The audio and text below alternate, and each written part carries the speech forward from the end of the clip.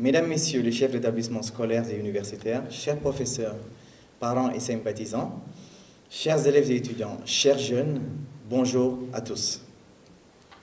Je vous souhaite la bienvenue à cette 3e édition du Forum de l'orientation et vous remercie d'avoir répondu à notre invitation. Le sacerdoce qui m'amène à l'organisation annuelle de ce forum a pour base le désir d'amener nos cadets à un choix judicieux de leur orientation professionnelle.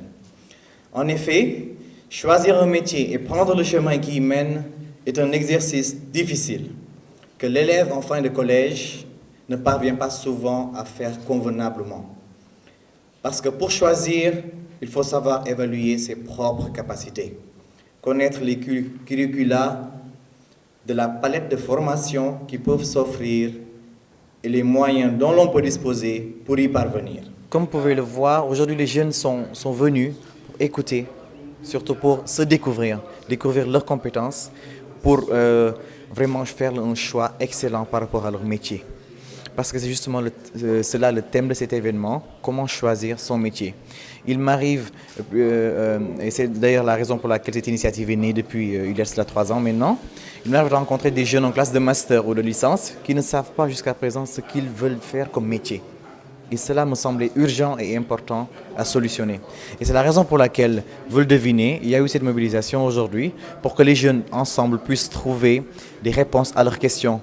Ils naviguent sur des océans d'incertitude par rapport au choix de leur métier. Et nous sommes là aujourd'hui, nous avons invité, et c'est justement cela la particularité de la 3e édition, nous avons invité différents corps de métier, un avocat, un ingénieur, un architecte, un informaticien, pour qu'ils puissent partager leur parcours social et professionnel avec ces jeunes, pour qu'ils puissent leur montrer exactement que les moments par lesquels ils sont en train de passer sont tout à fait normaux, autant pour moi.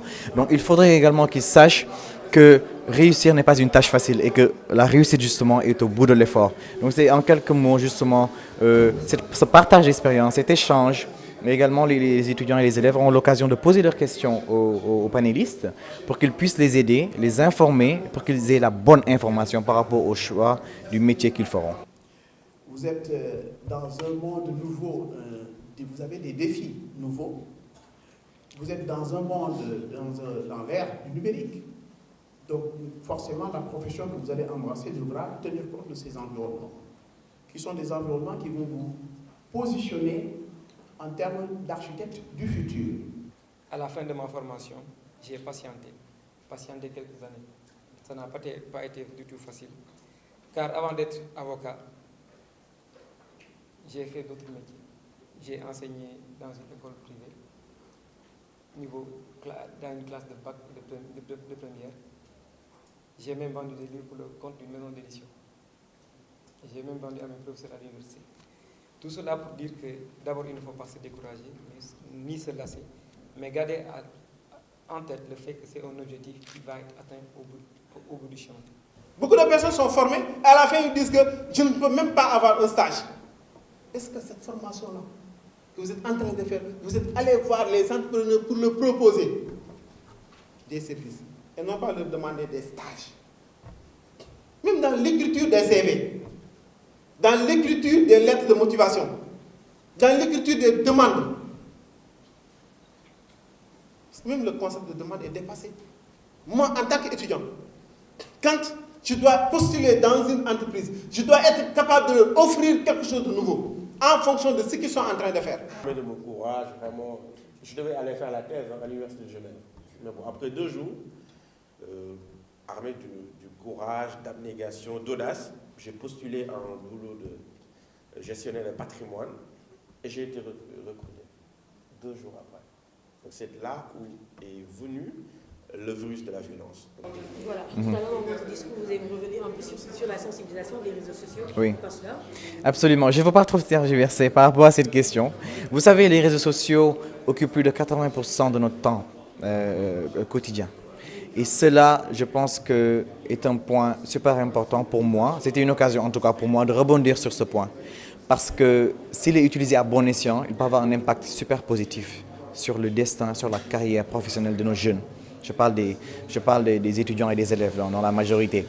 Chacun, vous le savez tous, chacun a un smartphone, chacun a un ordinateur portable, chacun a une tablette. Donc ils passent tout leur temps sur les réseaux sociaux, Facebook, Instagram, Snapchat et Twitter.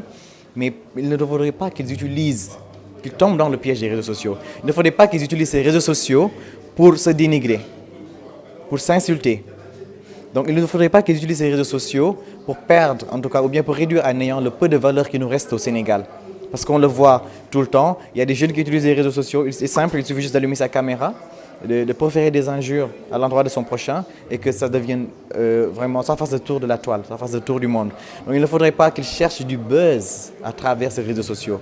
Nous avons besoin d'un buzz positif. Et le buzz positif, justement, c'est que le Sénégal puisse produire des scientifiques, le Sénégal puisse produire les enfants du pays puissent devenir qu'ils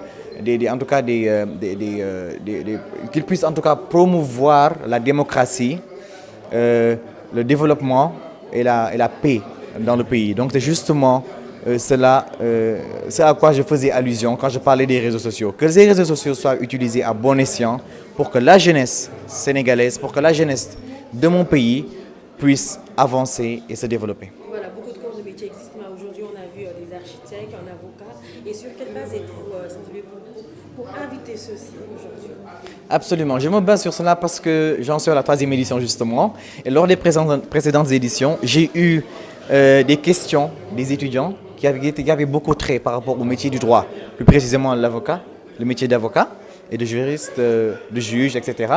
Donc cela m'a semblé pertinent que cette année-ci, je puisse inviter un avocat qui est dans le métier, qui exerce depuis bien longtemps, qui a une expérience avérée et qui puisse, à l'image bien sûr de l'architecture et de l'ingénierie financière et également de l'informatique, puisque ce sont les métiers d'avenir, pour que les jeunes puissent savoir, ne serait-ce que quel est le premier salaire d'un architecte, quel est le premier salaire d'un avocat, comment devenir avocat, pour qu'ils aient des éclaircissements par rapport à ces questions, pour qu'ils puissent faire un choix excellent, pour qu'ils puissent faire et avoir en tout cas une orientation qui leur permettra de réussir leur avenir professionnel. La raison pour laquelle aujourd'hui, nous avons décidé d'inviter différents corps de métiers, qui sont d'ailleurs les plus prisés, pour que les jeunes puissent avoir des réponses concrètes par rapport à leur questionnement.